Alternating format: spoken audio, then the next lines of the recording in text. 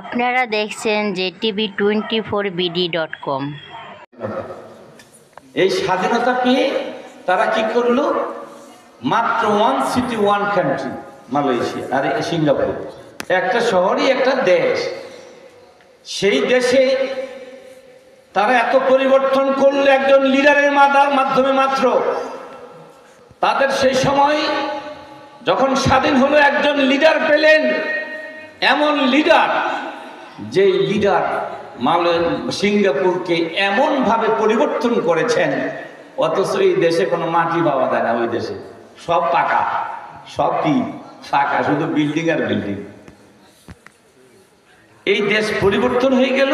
সারা world থেকে এখন টুরিস্টরা সিঙ্গাপুরে দলে দলে যায় না? এবং তারা চিকিৎসার জগতে ওয়ার্ল্ডে অন্যতম সেরা, সর্বদিক দিয়ে তারা সেরা হয়ে গেল। কারণ কি? কারণ মাত্র একজন লিডার। সুতরাং আমাদের বাংলাদেশে একজন লিডার দরকার, যিনি সৎ, চরিত্রবান এবং নেতৃত্ব দেওয়ার যোগ্যতা অর্জনকারী।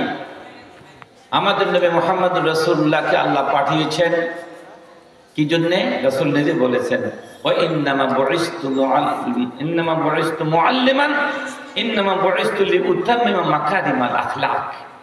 আমি শিক্ষক হিসেবে পর আমাদের দেশের যে সম্পদ ছিল, যে মানব সম্পদ, পানি সম্পদ, গাছ সম্পদ, এভাবে আমাদের প্রতিটি মাটি ইঞ্চি হচ্ছে আমাদের জন্য সম্পদ।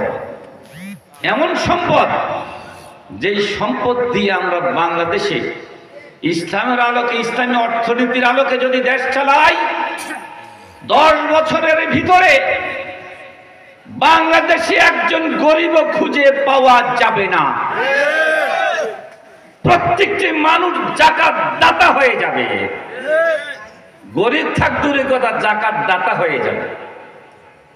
আপনারা কি এটা চান না? সবসময় কি গরিব থাকতে চান? বিদেশে গিয়ে ভাই আমরা গরিব, আমাদেরকে দাও দাও, আমাদের দেশের সরকার প্রধান খালি চাইবে, হ্যাঁ, আর আমাদের উপর ঋণের বোঝা চাপাইবে, এটা চান?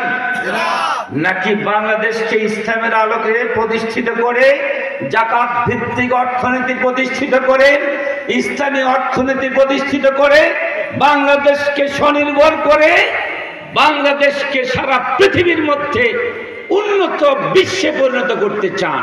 কোনটা? অর্থনৈতিকভাবে আমরা স্বাবলম্বী হতে চাই, উন্নত হতে চাই, মাথা উঁচু করে দাঁড়াতে চাই।